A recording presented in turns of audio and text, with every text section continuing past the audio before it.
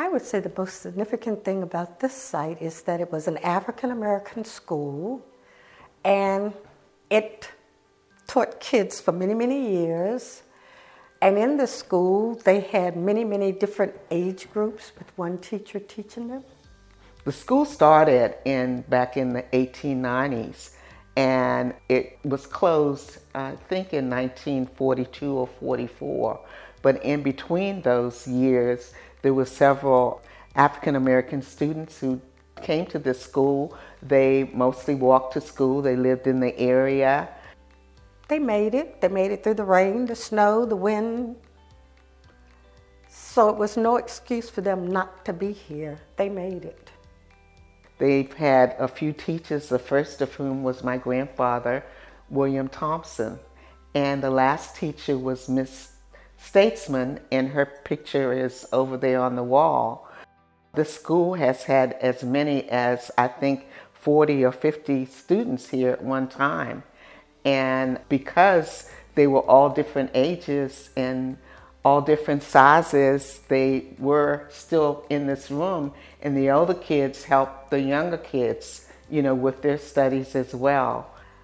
You had the smaller ones, and if they didn't know something and the teacher was busy, the older ones would come and help them out until she got freed up to help them along. But I think they enjoyed it because they each learned from each other. The school days, for me, I like to come to school.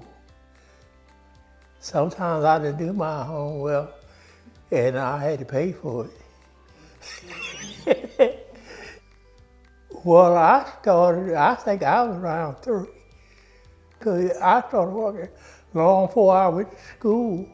I was working pulling up weeds out the cornfield to help my father, because he was a sharecropper. And all we got out of it was something to eat and a place to stay. We didn't get any money. Well, school day, well, we were a little bad after we got to school. We would get here before school opened up in time. And we would wrestle and tussle, all that stuff, and run and jump. And like that, then when the bell rang, we'd come on in,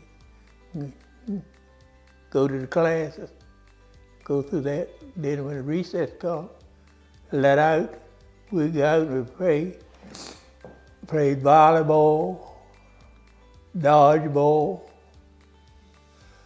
I don't know, we called it baseball, but baseball then was a rag, bunch of rags tied up with a string, wrapped all the way around it, and on a piece of flat board.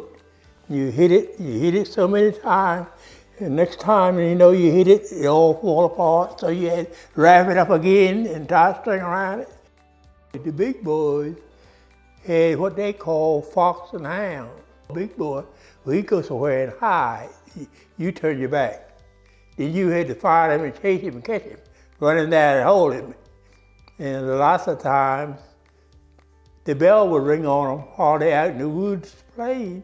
They didn't have no watches to know what time it was. So the bell would ring on them and they'd come in school late and they get punished. But it was fun. It was a lot of fun.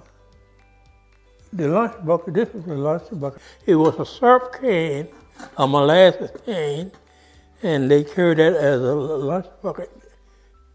Most of the time, most children that I knew of and saw, they didn't have a bucket. They had a bag. They had a lunch bag wrapped up in paper or napkin or something. We graduated here in 7th grade. And I graduated here in 7th grade. A lot of the books that were used in the school were hand-me-downs from the white schools. They were torn. There was no, and there still is, no inside plumbing, no bathroom, no running water, no electric lights. So I think that people need to come here to really experience what school was like back then. Water, we bought it, the children, whoever the teachers sent after, get the bucket from rail to school there and walk right down that path right there and go down there where you see that first house down there. And down a little swamp there was a spring. And they brought the water back up here. That was the significance. In St. Mary's County years ago, they had several, this type of school in the areas. This was the number 2 school. Number 1 was in Great Mills. And this is the only African American school that's left in St. Mary's County. We got involved with this schoolhouse a little bit ago when it needed renovation. And a gentleman named Mr. Crop offered to do the renovations for free. And he obtained these desks, he painted the walls, he did a new roof and all that.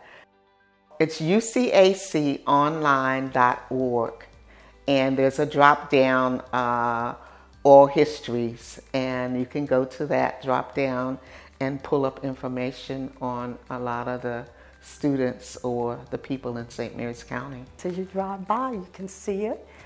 And if it's open, you can just stop in and visit. And if it isn't open, we have markers out there that you can stop and read. And when it is open, come back and check out the inside. We can open the school by appointment, but every year now it's being open from April through October, the first Saturday of the month from 10 to 2.